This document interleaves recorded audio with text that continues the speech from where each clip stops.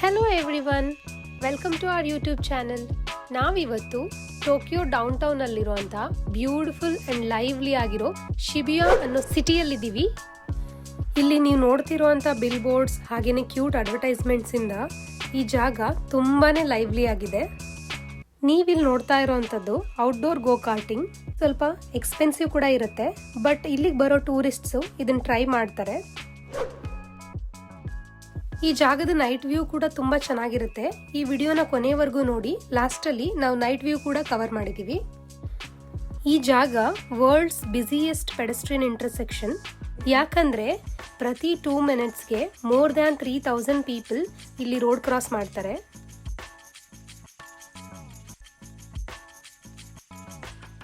ನೀವಿಲ್ಲಿ ನೋಡ್ತಾ ಇರ್ಬೋದು ಎಷ್ಟು ಜನ ವೇಟ್ ಮಾಡ್ತಾ ಇದ್ದಾರೆ ಅಂತ. ಆದರೆ ಅವರೆಲ್ಲರೂ ರೋಡ್ ಕ್ರಾಸ್ ಮಾಡೋದಕ್ಕೋಸ್ಕರ ವೇಟ್ ಮಾಡ್ತಿಲ್ಲ. ತುಂಬ ಜನ ಟ್ರೆಂಡ್ ಫಾಲೋ ಮಾಡೋದಕ್ಕೋಸ್ಕರ ವೇಟ್ ಮಾಡ್ತಿದ್ದಾರೆ. ನಾವು ಕೂಡ ಈ ಜಾಗಕ್ಕೆ ಫಸ್ಟ್ ಟೈಮ್ ಹೋಗಿದ್ರಿಂದ ಟ್ರೈ ಮಾಡೋಣ ಅಂತ ಹೇಳಿ ನಿಂತ್ಕೊಂಡು ವೇಟ್ ಮಾಡ್ತಾ ಇದ್ವಿ. ಇಲ್ಲಿನ ಟ್ರೆಂಡ್ ಏನಂದರೆ, ಪ್ರತಿ ಗ್ರೀನ್ ಸಿಗ್ನಲ್ಗೂ ಜನ ಒಬ್ರಿಗಿಂತ ಒಬ್ಬರು ಮುಂದೆ ಹೋಗ್ಬಿಟ್ಟು ಫಾಸ್ಟಾಗಿ ರನ್ ಮಾಡಿಕೊಂಡು ವಿಡಿಯೋ ತೊಗೊಳ್ಳೋವಂಥದ್ದು, ಫೋಟೋ ತೊಗೊಳ್ಳೋವಂಥದ್ದು ಮಾಡ್ತಾರೆ. ಪರ್ಫೆಕ್ಟ್ ಆಗಿರೋವಂಥ ಒಂದು ಸಿನಿಮ್ಯಾಟಿಕ್ ವಿಡಿಯೋ ಅಥವಾ ಫೋಟೋಗೋಸ್ಕರ ಜನ ಒಂದಕ್ಕಿಂತ ಹೆಚ್ಚು ಸಲ ಟ್ರೈ ಮಾಡ್ತಾರೆ. ಚಿಕ್ಕ ಮಕ್ಕಳಿಂದ ಹಿಡಿದು ವಯಸ್ಸಾಗಿರೋರ್ವರೆಗೂ ಎಲ್ಲರೂ ಈ ಥರ ಓಡೋದನ್ನ ನೋಡ್ತಾ ಇದ್ರೆ ಎಲ್ಲರೂ ಸೇರ್ಕೊಂಡು ಏನೋ ಒಂದು ಗೇಮ್ ಆಡ್ತಾ ಇದ್ದೀವಿ ಅನ್ನೋ ಫೀಲ್ ಬಂತು. ನಾನು ತುಂಬ ಸಲ ಟ್ರೈ ಮಾಡಿದೆ, ಯಾಕಂದರೆ ಯಾವಾಗಲೇ ತೊಗೊಳಕ್ಕೆ ಹೋದ್ರೂ ನನ್ನ ಜೊತೆ ಕಾಂಪಿಟೇಷನ್ ಥರ ಬೇರೆಯವರು ಓಡ್ತಾ ಬರ್ತಾಯಿದ್ರು.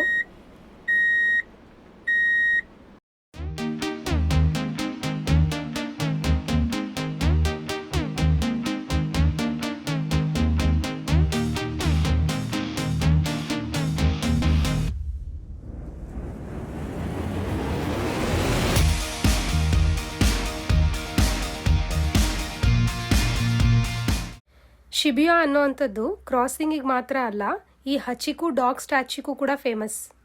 ಈ ಸ್ಟ್ಯಾಚ್ಯೂ ಹಿಂದೆ ಒಂದು ಎಮೋಷನಲ್ ಸ್ಟೋರಿ ಇದೆ. ಏನಂದರೆ, ಉಯೆನೋ ಅನ್ನೋವಂಥ ಪ್ರೊಫೆಸರ್ ಈ ಹಚಿಕು ಡಾಗ್ನ ಸಾಕೊಂಡಿರ್ತಾರೆ. ಡೈಲಿ ಅವ್ರನ್ನ ಈ ಸ್ಟೇಷನ್ಗೆ ಡ್ರಾಪ್ ಮಾಡ್ತಾ ಇರುತ್ತೆ. ರಿಟರ್ನ್ ಬರೋವರೆಗೂ ಈ ಸ್ಟೇಷನಲ್ಲೇ ವೆಯ್ಟ್ ಮಾಡ್ತಾ ಇರುತ್ತೆ. ಪ್ರೊಫೆಸರ್ ಒಂದಿನ ಸಾವನ್ನಪ್ತಾರೆ. ಇದನ್ನು ತಿಳಿದಿರೋ ಹಚಿಕು ಸುಮಾರು 9 ವರ್ಷಗಳ ಕಾಲ ಆ ಸ್ಟೇಷನ್ ಹತ್ರನೇ ವೆಯ್ಟ್ ಮಾಡ್ತಾ ಇರುತ್ತೆ. ಕೊನೆಗೆ ಅದೇ ಜಾಗದಲ್ಲಿ ಸಾವನ್ನಪ್ಪತ್ತೆ. ಇದರ ಅಪಾರವಾದ ಪ್ರೀತಿ ಹಾಗೂ ಲಾಯಲ್ಟಿಯನ್ನು ಮೆಚ್ಚಿ ಜಪಾನಿಯರು ಇದಕ್ಕೋಸ್ಕರ ಒಂದು ಸ್ಟ್ಯಾಚ್ಯೂನ ಕಟ್ಟಿದ್ದಾರೆ. ನೀವಿಲ್ಲಿ ನೋಡ್ತಾ ಇರೋವಂಥದ್ದು ಮಿಯಾಶಿತಾ ಅನ್ನೋವಂಥ ರೂಫ್ ಟಾಪ್ ಪಾರ್ಕ್. ಫ್ರೆಂಡ್ಸ್ ಜೊತೆ ಹ್ಯಾಂಗ್ಔಟ್ ಮಾಡೋದಕ್ಕೂ ಇದು ಒಂದು ಒಳ್ಳೆ ಪ್ಲೇಸ್ ಅಂತ ಹೇಳ್ಬೋದು.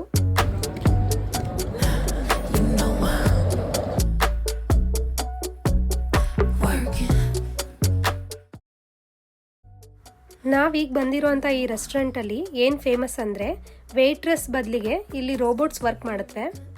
ಫುಡ್ ಆರ್ಡರ್ ಮಾಡಿದ್ಮೇಲೆ ಈ ರೋಬೋಟ್ ಬರೋ ಮೊದಲು ಸ್ಕ್ರೀನಲ್ಲಿ ಒಂದು ನೋಟಿಫಿಕೇಷನ್ ಬರುತ್ತೆ.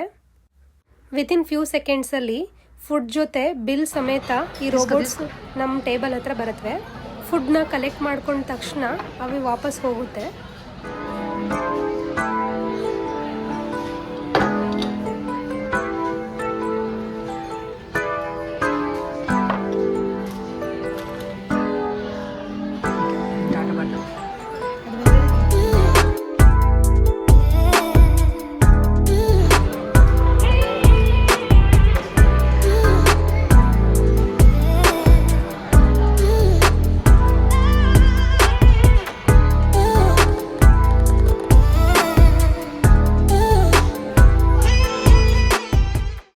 ಜಪಾನಲ್ಲಿ ಕೀ ಚೈನ್ ಕಲ್ಚರ್ ಅನ್ನೋದು ತುಂಬಾ ಫೇಮಸ್.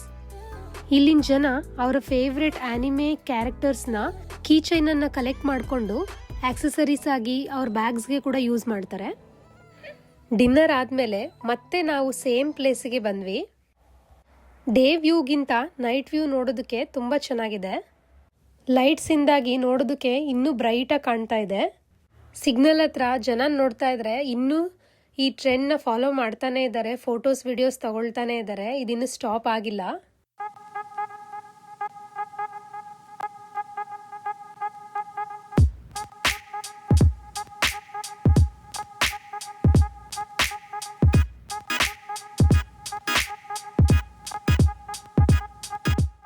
ನೀವು ವಿಡಿಯೋ ನೋಡ್ತಿರೋ ಹಾಗೆ ಇಲ್ಲಿ ತುಂಬಾನೇ ಫಾರಿನರ್ಸ್ ಜಾಸ್ತಿ. ಇಲ್ಲಿ ಟ್ರ್ಯಾಶ್ ಕೂಡ ಜಾಸ್ತಿ ಇರುತ್ತೆ. ಹಾಗಾಗಿ ಜಪಾನ್ ಗೌರ್ಮೆಂಟ್ ಹೊಸದಾಗಿ ಒಂದು ಕ್ಯಾಂಪೇನಿಂಗನ್ನು ಸ್ಟಾರ್ಟ್ ಮಾಡಿದ್ದಾರೆ. ಎಸ್ಪೆಷಲಿ ಈ ಶಿಬಿಯಾ ಲೊಕೇಶನಲ್ಲಿ ಜೂನ್ನಿಂದ ಯಾರಾದರೂ ಟ್ರ್ಯಾಶ್ ಕ್ಯಾನ್ಸ್ನ ಎಸೆಯುವಂಥದ್ದು ಅಥವಾ ಕಸಾನ ಹೊರಗಡೆ ಎಸೆಯುವಂಥದ್ದು ಮಾಡಿದ್ರೆ ಅವ್ರಿಗೆ ಪೆನಾಲ್ಟಿ ಹಾಕ್ತಾರೆ. ಈ ರೂಲ್ನ ಪ್ರಮೋಟ್ ಮಾಡೋದಕ್ಕೆ ಅಂತಾನೆ ಪೈರೇಟ್ಸ್ ಆಫ್ ದ ಕರೇಬಿಯನ್ ಮೂವಿಲಿರೋ ಕ್ಯಾರೆಕ್ಟರ್ಸ್ನ ಕಾಸ್ಪ್ಲೇ ಮಾಡಿದ್ದಾರೆ. ನಾವಿವಾಗ ಶಿಬಿಯಾಯಿಂದ ಶಿಂಜುಕು ಅನ್ನೋ ಸಿಟಿಗೆ ಬಂದಿದ್ದೀವಿ. ಶಿಂಜುಕು ಮತ್ತು ಶಿಬಿಯಾಗೆ ಏನು ವ್ಯತ್ಯಾಸ ಅಂತಂದರೆ, Shibuya is more famous for fashion and trends, while Shinjuku is famous for business and nightlife. ನೀವಿಲ್ಲಿ ನೋಡ್ತಾ ಇರೋಂತಹ 3D ಕ್ಯಾಟ್ ಬಿಲ್ಬೋರ್ಡ್ ಏನಿದೆ, ಇದು ಶಿಂಜುಕು ಅಲ್ಲಿ ತುಂಬಾನೇ ಫೇಮಸ್. ಇದು ನೋಡೋದಕ್ಕೆ ತುಂಬಾನೇ ರಿಯಲಿಸ್ಟಿಕ್ ಆಗಿ ಕ್ಯೂಟ್ ಆಗಿದೆ.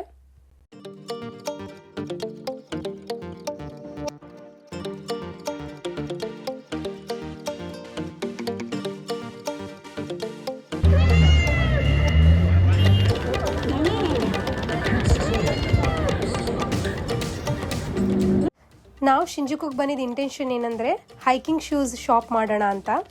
ಯಾಕೆ ಅಂದರೆ ನೆಕ್ಸ್ಟು ಹೈಕಿಂಗ್ ಮಾಡೋದಕ್ಕೆ ಪ್ಲ್ಯಾನ್ ಮಾಡ್ತಾ ಇದ್ದೀವಿ. ನಮ್ಮ ಯೂಟ್ಯೂಬ್ ಚಾನಲಲ್ಲಿ ನೆಕ್ಸ್ಟ್ ಫ್ಯೂಚರಲ್ಲಿ ಕೆಲವೊಂದಿಷ್ಟು ಹೈಕಿಂಗ್ ವಿಡಿಯೋಸ್ನ ಕೂಡ ಅಪ್ಲೋಡ್ ಮಾಡ್ತೀವಿ. ಎక్కడికి వెళ్తున్నావు? ఎక్కడికి?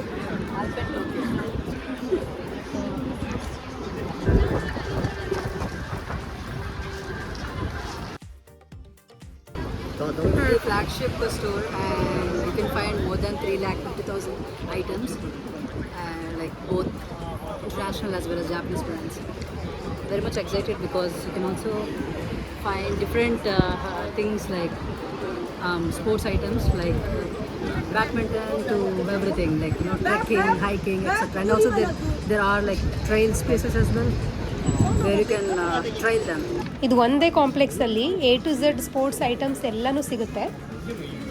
ಕೆಲವೊಂದು ಶೂಸ್ ಅಂತೂ ನ್ಯೂ ಮಾಡೆಲ್ ಅನಿಸುತ್ತೆ, ಸಿಕ್ಕಾಬಟ್ಟೆ ಅಟ್ರಾಕ್ಟಿವ್ ಆಗಿದ್ವು.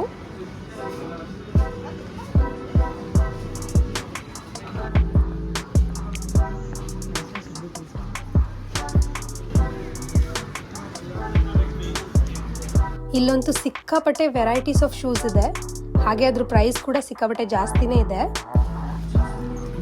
Fourth floor. Elevator. Yeah, left street. Fourth floor.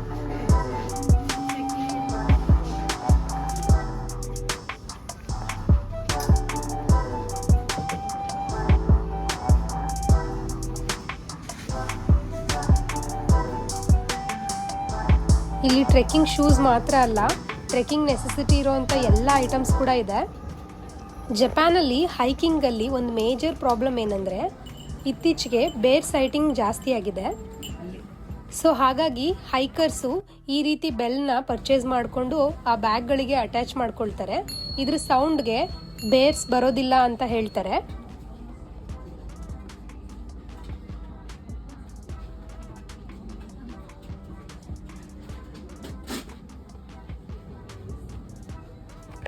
ಟ್ರೆಕ್ಕಿಂಗಿಗೆ carry ಮಾಡೋದಕ್ಕೆ ಈಸಿ ಆಗಲಿ ಅಂತಾನೆ ಸುಮಾರು ಐಟಮ್ಸ್ ಲೈಟ್ ವೆಯ್ಟ್ ಆಗಿದೆ. ಅದರಲ್ಲಿ ಈ ವಾಟರ್ ಬಾಟಲ್ ಕೂಡ ಒಂದು.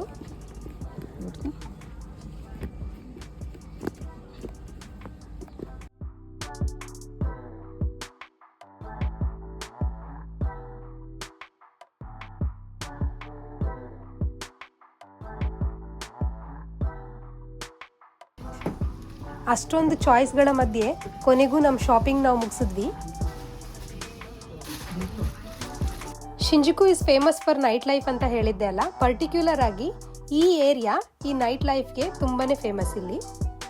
ಇದಾಗಿತ್ತು ನಮ್ಮ ಇವತ್ತಿನ ವಿಡಿಯೋ ಶಿಂಜುಕು ಮತ್ತು ಶಿಬಿಯಾದಲ್ಲಿ. ಈ ವಿಡಿಯೋ ನಿಮಗೆ ಇಷ್ಟ ಆಗಿದ್ರೆ ದಯವಿಟ್ಟು ನಿಮ್ಮ ಫ್ರೆಂಡ್ಸ್ ಜೊತೆ ಶೇರ್ ಮಾಡಿ, ಈ ವಿಡಿಯೋನ ಲೈಕ್ ಮಾಡಿ, ಹಾಗೆ ನನ್ನನ್ನು ಸಬ್ಸ್ಕ್ರೈಬ್ ಮಾಡಿಲ್ಲ ಅಂದರೆ ಸಬ್ಸ್ಕ್ರೈಬ್ ಮಾಡಿ. ಮುಂದಿನ ವಿಡಿಯೋದಲ್ಲಿ ಮತ್ತೆ ಸಿಗೋಣ. ಅಲ್ಲಿವರೆಗೂ ಬಾಯ್ ಬಾಯ್, ಟೇಕ್ ಕೇರ್.